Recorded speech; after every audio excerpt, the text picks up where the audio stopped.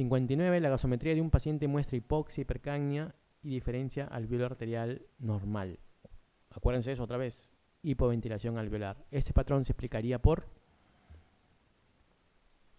A ver, respóndanlo ustedes. Hipoventilación alveolar.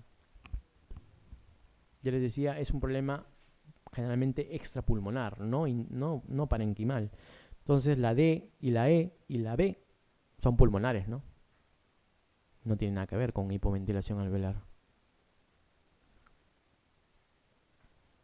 Aquí, por eso dice gradiente alveolar arterial normal. El EPOC, que también da hipercapnia, tiene gradiente alveolar arterial alterada. La fibrosis también, las neumonías también. Entonces acá, esta situación de Eisenmenger es un problema cardiológico, ¿no? No tendría mucho que ver con hipercapnia, hipoxia.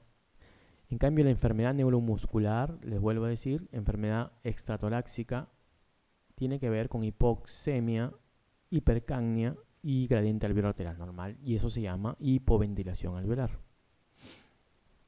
60. Señale cuál de los siguientes parámetros no se observa en la EPOC.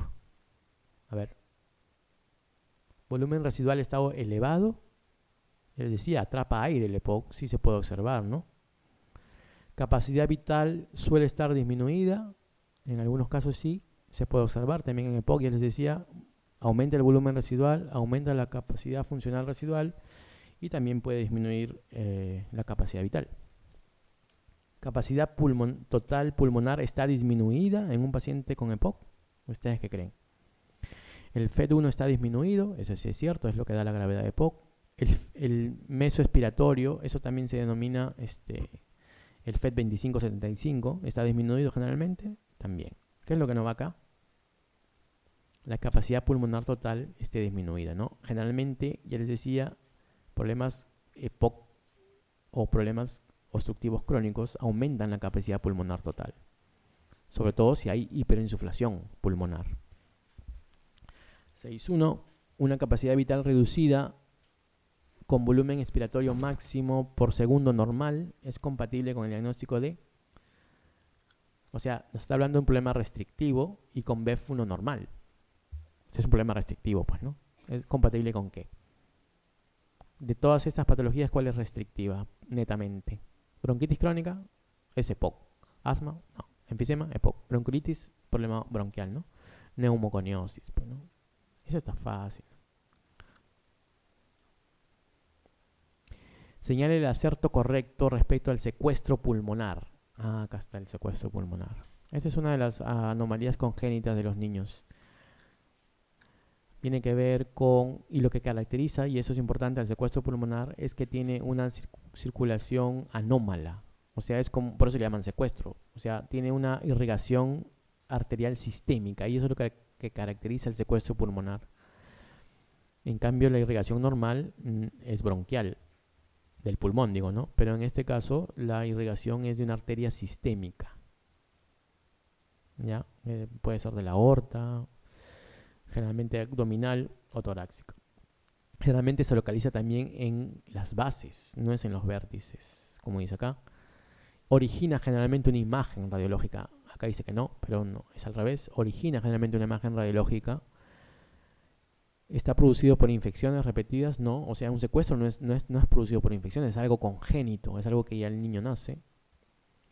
Produce imagen de hipertransparencia pulmonar. No es hipertransparencia, es radiopacidad más bien, ¿no? Entonces, lo importante y lo que se acuerden, lo que deben acordarse es que el secuestro pulmonar tiene una circulación arterial sistémica, ¿ya? Eso es lo que caracteriza a un secuestro pulmonar.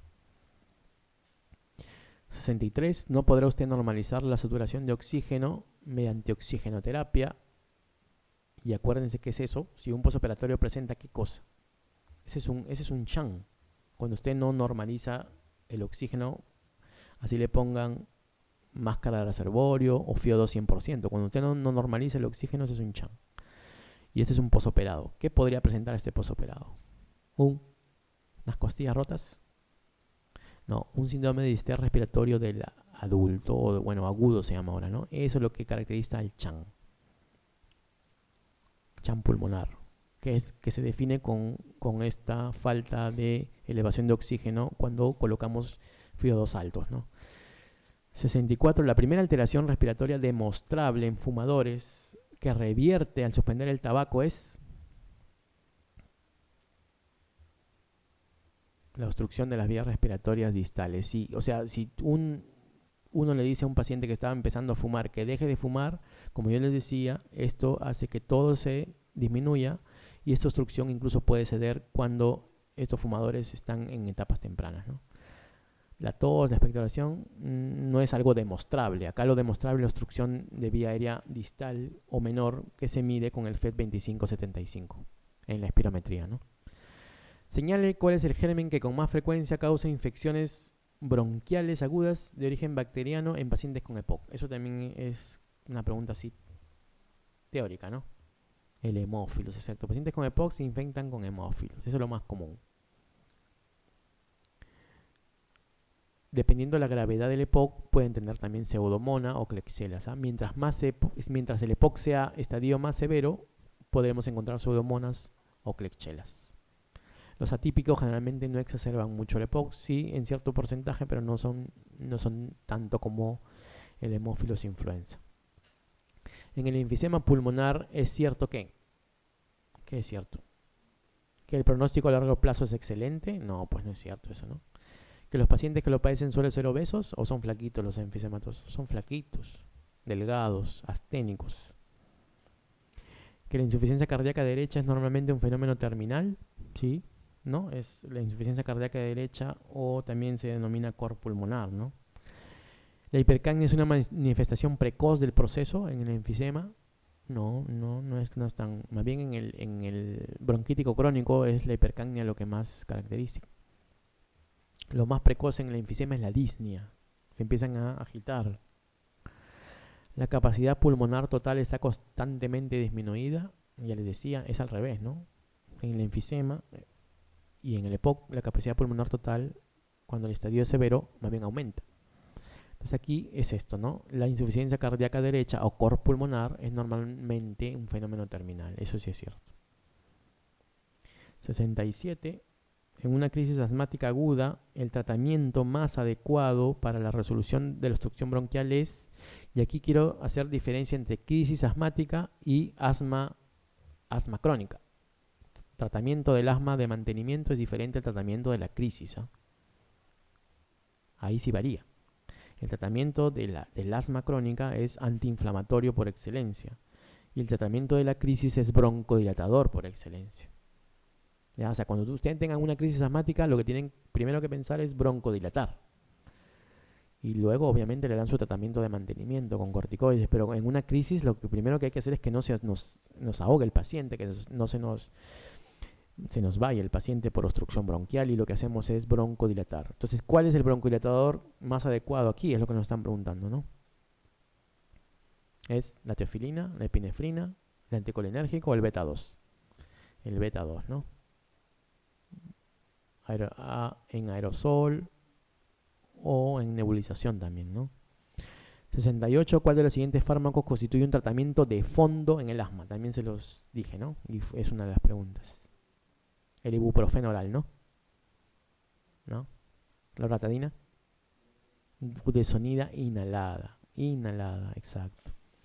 Mujer de 21 años que ha comenzado hace 3 meses con pitos en el pecho, es una asmática de repente, tose expectoramente en la noche especialmente, se ha hecho más frecuente y los últimos días no la deja descansar, o sea, no la deja dormir. La exploración muestra una discreta disminución del murmullo y algunos sibilantes, o sea, está medio apagado el murmullo. De forma poco intensa en ambos emitoras, frecuencia cardíaca 86 pulsaciones por minuto. ¿Cuál sería su primera decisión terapéutica? Dice, manejo. Es una mujer joven, miren, que tiene 3 meses de silbidos en el pecho y en la noche.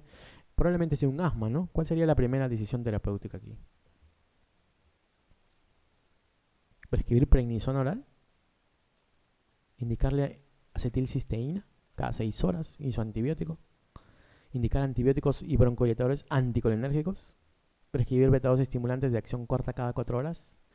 Prescribir broncodilatadores de larga acción como formoterol asociado a corticoide inhalado. ¿Ah? La A o la B. ¿Cuál sería la primera decisión terapéutica?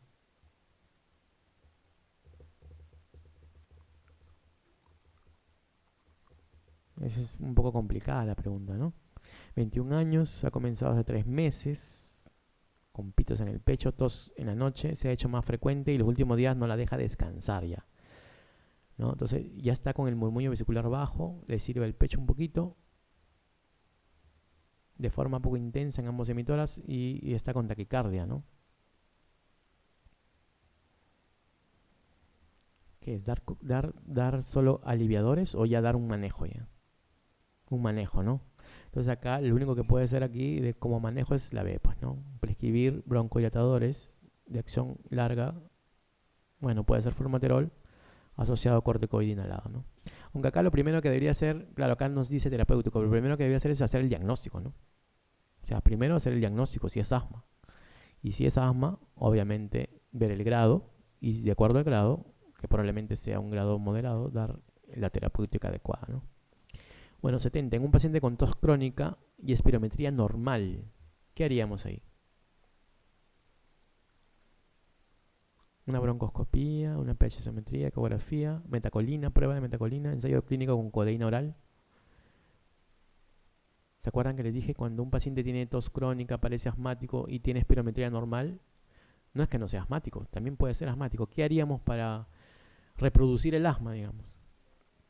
Un test de metacolina, un test de broncoprovocación, que puede ser con metacolina, que puede ser con histamina o que puede ser con ejercicio, ¿no? Un test de ejercicio. 71. ¿En cuál de las siguientes enfermedades tiene un gran valor diagnóstico el VAL o el lavado bronquial alveolar?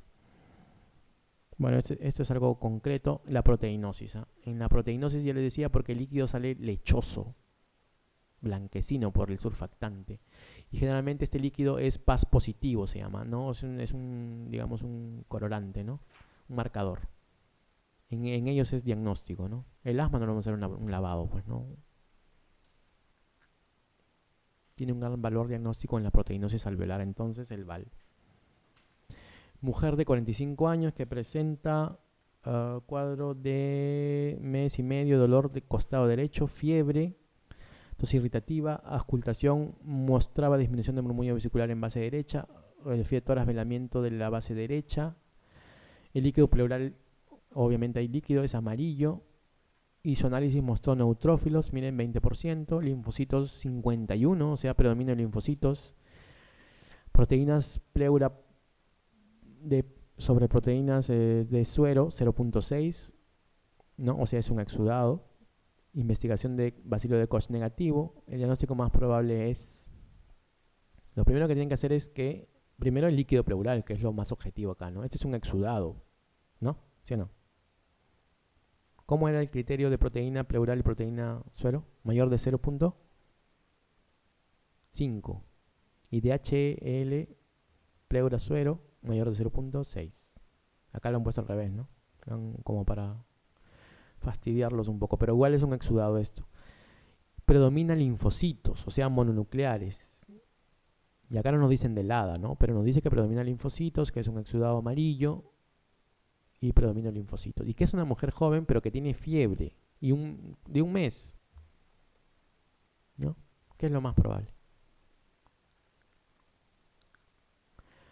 Acuérdense que las tuberculosis pleurales, hay dos tipos, la tuberculosis pleural común y el empiema tuberculoso. El único que tiene BK positivo es el empiema tuberculoso. La tuberculosis pleural normal es un fenómeno de antígeno-anticuerpo y por lo tanto el BK no está presente en el líquido pleural. O sea que puede tener BK negativo y ser tuberculosis pleural. ¿Ya? Acuérdense de eso. ¿Eh? Es por el mecanismo de acción que sería un poco demorarnos en explicar, pero es así. Cuando es pleural, TB pleural pura con exudado amarillo, es mecanismo antígeno-anticuerpo. Entonces el bacilo no está en la pleura, en el líquido. Y cuando es empiema es por contigüidad. Un foco gaseoso cerca de la pleura, el bacilo pasa a la pleura y se llena de bacilos la pleura y probablemente produce el empiema purulento y mandamos un BKE y encontramos el BKI. Entonces, las TBC pleurales comunes tienen BK negativo. Entonces, eso es el diagnóstico más probable, pues, ¿no? Una tuberculosis pleural. 73. La complicación más frecuente en el neumotórax espontáneo. es, les dije anteriormente, la recurrencia. El que vuelva a dar en 1/3 y 1/2 de los pacientes vuelven a tener neumotórax espontáneo a repetición. No es la infección, porque eso depende de las manos del que hace la toracocentesis, ¿no? O del que pone el tubo de tórax.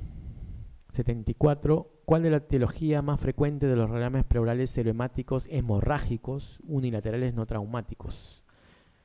Cuando vemos un derrame pleural sanguíneo, debemos pensar en primer lugar en cáncer. ¿Ya? En primer lugar, siempre. Y más si es unilateral y no traumático. Siempre es cáncer. Y aquí la única que nos ponen es metástasis, ¿no? Metástasis pleurales. Tumores pleurales malignos, mesotelioma, dice, pero el mesotelioma también tiene este líquido, pero no es tan hemático, ¿eh? Más bien lo que caracteriza el mesotelioma es un engrosamiento de la pleura, tipo como tumor nodular. Eso es lo que caracteriza el líquido del mesotelioma, ¿no? Y más bien, cuando es líquido hemorrágico, debemos pensar siempre en cáncer pulmonar y generalmente es metastásico. Metastásico a pulmón, digo, ¿no? O sea, secundario, de origen secundario. Los siguientes fármacos pueden asociarse a inducción de ataque agudo de asma, excepto uno de ellos, que en general es bien tolerado. Acá estamos hablando de la intolerancia a los AINES que tienen los asmáticos, ¿no? O del asma inducida por AINE también se llama, ¿no? ¿Se acuerdan de eso? Asma inducida por AINES. Entonces, acá me está diciendo cuál no es AINE, ¿no? El cual no provoca este ataque agudo de asma. Es simplemente saber cuál no es AINE. ¿Cuál no es AINE? Aspirina, naproxeno. Hasta Chemo sabe que el naproxeno es AINE, ¿no? Apronax. Indometacina. El acetaminofén. ¿Qué es el acetaminofén? No es un AINE. Ya, ese es el que, incluso es el que pueden usar todo asmático, ¿no? Cuando tiene dolor o inflamación o fiebre. Y también el paracetamol.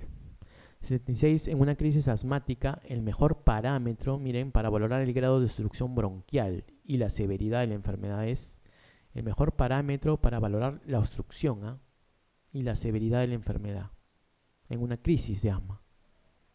¿Qué sería? Gasometría. La gasometría nos ayuda a ver la obstrucción. Sí, la severidad, pero la obstrucción.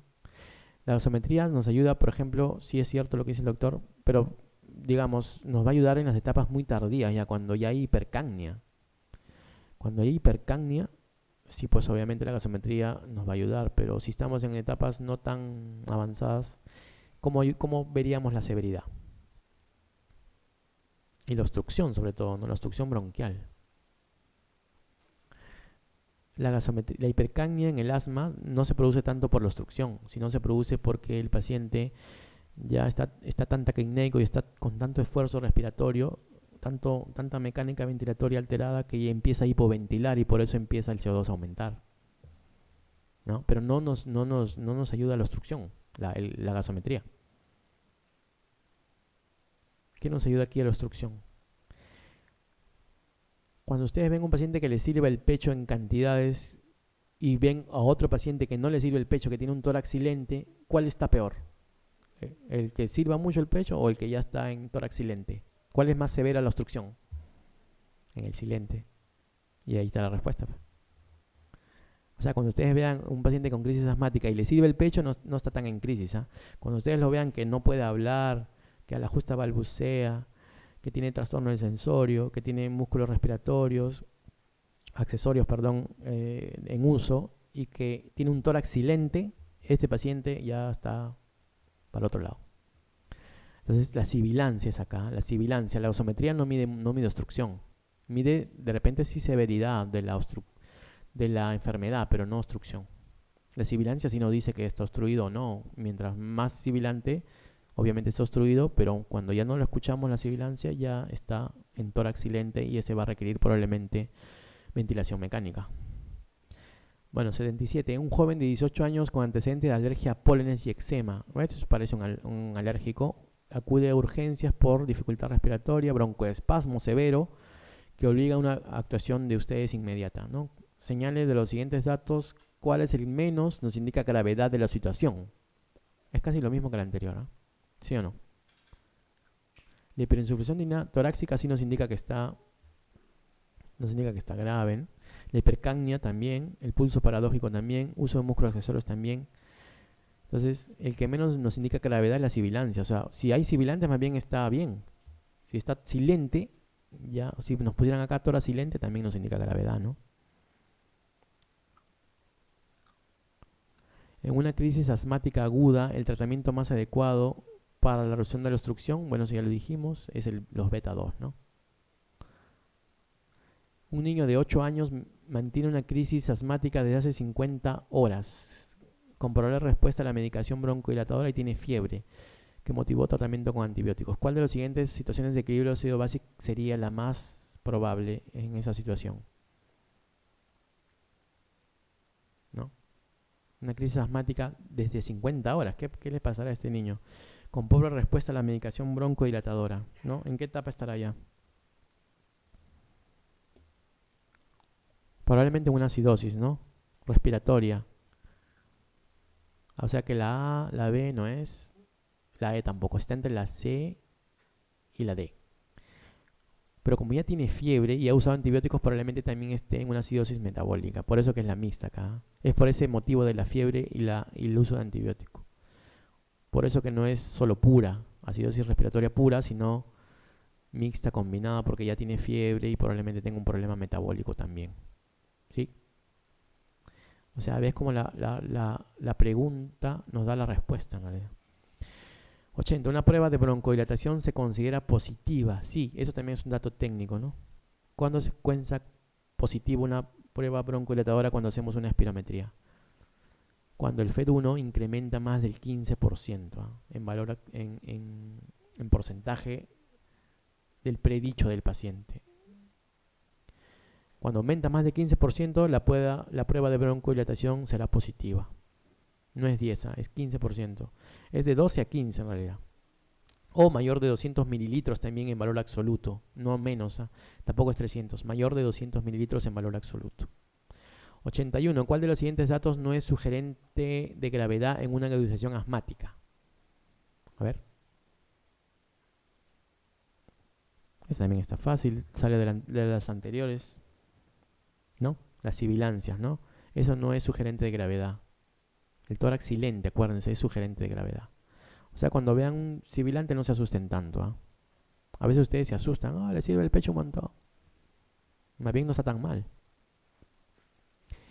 82. Respecto al tratamiento del asma, señale la respuesta errónea, o sea, la que no es verdadera, ¿no? El cromoglicato estabiliza la membrana del mastocito, sí es cierto, pero ya no usamos cromoglicato. El ketotifeno inhibe la liberación de histamina y otras sustancias por los mastocitos, también es cierto, pero ya tampoco usamos. Iniciar un tratamiento broncodilatador poco intenso suele ser causa de la agudización grave. Puede ser cierto. El principal efecto secundario de los agentes beta 2 es el temblor. También es cierto. El papel de los anticolinérgicos es fundamental en la agudización asmática. ¿Qué les parece eso? No, pues no es tan cierto. Más bien, los beta 2 son fundamentales en la agudización asmática, ¿no? No los anticolinérgicos. Anticolinérgicos son fundamentales más en el EPOC. 83. Respecto a la fibrosis quística, bueno, ya hablemos de fibrosis quística. Señalar la respuesta falsa. Es la manifestación clínica más frecuente la EPOC, eso sí es cierto. Generalmente todos los niños con fibrosis quística tienen enfermedad pulmonar crónica. Se debe a mutaciones del gen que codifica la proteína que actúa en canal transmembrana de cloro, también es cierto. En el 70% de los casos, la alteración genética es la pérdida del único aminoácido fenilalanina, también es cierto. Sí. Debido al patrón de herencia, ¿predomina en el sexo masculino? No hay predominancia en sexos, puede ser igual en masculino o femenino. Y la E también es cierta. Entonces acá la falsa es esta. No hay predominancia en sexos, puede darse tanto en hombres como en mujeres. ¿Qué opina del papel de la broncografía en el manejo de las bronquiectasias? ¿Se acuerdan de broncografía? Bueno, hace tiempo ya se dejó de lado, pero antes era el diagnóstico exacto para bronquiectasias. Ahora el diagnóstico exacto en bronquiectasias es la tomografía de alta resolución.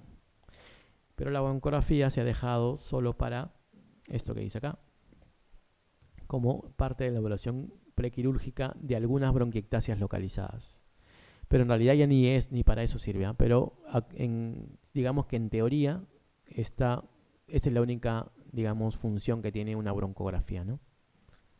¿Ya? En la fibrosis quística del páncreas, la causa más frecuente de muerte se debe ¿a qué? ¿Por qué mueren estos niños? No tanto por la pancreatitis ni por los problemas intestinales, sino por las bronquiectasias, ¿eh? Estas bronquiectasias se infectan de pseudomonas y estas bronquiectasias llevan a la larga insuficiencia respiratoria crónica, cor pulmonar, y por eso fallecen estos niños, ¿no? O sea que los pacientes con fibrosis quística fallecen más por problemas respiratorios crónicos. 86. También fibrosis quística, caracterizada por obstrucción de las vías respiratorias, insuficiencia respiratoria pancreática isoclínica. En todas las aseveraciones siguientes, salvo una son ciertas. O sea, hay una falsa acá, ¿no? A ver, les doy la respuesta. Es todo lo que está aquí es cierto excepto la C. La mutación prevalente es AF508, eso también es cierto. Justo acá está la fenilalanina que les decía, ¿no? Fenilalanina 508, localización 508. Se hereda como rasgo autosómico recesivo, también es cierto, no es autosómico dominante, ¿eh? Es recesivo. Y lo que no es cierto es que no todas las mutaciones se generan en el mismo locus del brazo largo del cromosoma 7. O sea, sí es en el cromosoma 7, pero no en el mismo locus siempre, ¿eh? El efecto genético consiste en mutaciones del gen regulador de la conducta de esta membrana, eso sí es cierto. Y esto, la E también es cierta. Señala cuál de las siguientes no es una complicación de la fibrosis quística en niños. Atelectasia sí pueden tener, hemoptisis también, aspergilosis alérgica también porque se infectan de hongos, osteoartropatía hipertrófica también. Más bien lo que los niños no tienen es esto, insuficiencia cardíaca izquierda. Es derecha más bien el problema, ¿no? Izquierdo no es. 88. El defecto fundamental de la fibrosis quística de páncreas consiste en... Bueno, esto ya es fácil, ¿no? ¿Cuál? A ver. La C, pues, ¿no? De alteración de la proteína que regula la conductancia de esta membrana. Eso es lo principal en la fibrosis quística de páncreas. 89. La afectación cardiovascular que se ve con más frecuencia, otra vez en fibrosis quística, es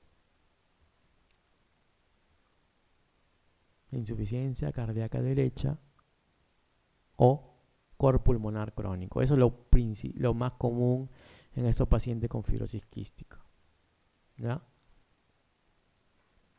90. ¿Cuál es el germen más prevalente en la neumonía en pacientes con fibrosis quística? Ahí está otra pregunta también importante. La pseudomona. Todos los pacientes que tienen fibrosis quística a la larga mueren colonizados o infectados por pseudomona. El alveolo ventilado pero no perfundido, ¿qué significa esto? Que está ventilado, o sea que hay buena ventilación, que el aire pasa, pero no hay perfusión. Eso es lo mismo de lo que pasa en la tráquea. Y la tráquea es espacio muerto. O sea, hay buena ventilación, pero no hay perfusión. Esto para que se acuerden, ¿eh? Entonces, a esto de alveolo ventilado, pero no perfundido, se llama espacio muerto. Entonces, contribuye a aumentar el espacio muerto. Esa es la respuesta aquí. Acuérdense, buena ventilación y mala perfusión es como la tráquea. Y eso es espacio muerto. Pero cuando se da en el pulmón, también se llama espacio muerto, pero fisiológico. El de la tráquea es espacio muerto, pero anatómico. 92. ¿En qué momento hay un mayor volumen sanguíneo pulmonar? Obviamente es al final de la expiración, porque el pulmón está más grande, tiene más cantidad de aire y por eso hay ahí también mayor volumen sanguíneo. Esa es la respuesta aquí. Más bien cuando está en expiración está el volumen más cortito, más comprimido y probablemente ahí no haya sangre, mucho volumen sanguíneo, ¿no? 93. Durante el día, el control de la ventilación se realiza por 3 sistemas de control. Pero ¿cuál es el estímulo ventilatorio más importante en realidad durante el sueño y durante la vigilia? ¿Cuál es el estímulo más importante para la ventilación? ¿El oxígeno o el CO2? El CO2. El CO2 es el estímulo más importante para la ventilación, ¿ya? La presión arterial de CO2. Exacto. No es el oxígeno. El bronquiolo respiratorio difiere del bronquiolo terminal. A ver, ¿en qué? Si, esto sale por el nombre nomás. Respiratorio es porque hay intercambio gaseoso, ¿no? Y terminal es parte del sistema de conducción. Entonces, ¿en qué difiere un respiratorio de un terminal? En el terminal pues no hay alvéolos, porque es solo conducción. Y en el respiratorio hay alvéolos, porque es el que necesita tener para hacer intercambio gaseoso. Entonces, ¿en qué difieren? En que el respiratorio contiene unos pocos alvéolos respiratorios, como dice acá, ¿no? Y esa es la respuesta aquí, ¿no? Entonces, el terminal es de conducción y el respiratorio es de intercambio gaseoso, ¿sí? Fin, bueno, espero que esto les haya servido. Y acá tienen muchas preguntas que les van a venir seguramente, ¿eh? Las hemos tratado de razonar, pero yo creo que ustedes repásenlas y se les va a quedar con mucha más calidad, ¿no? Bueno, listo, eso es todo. Gracias.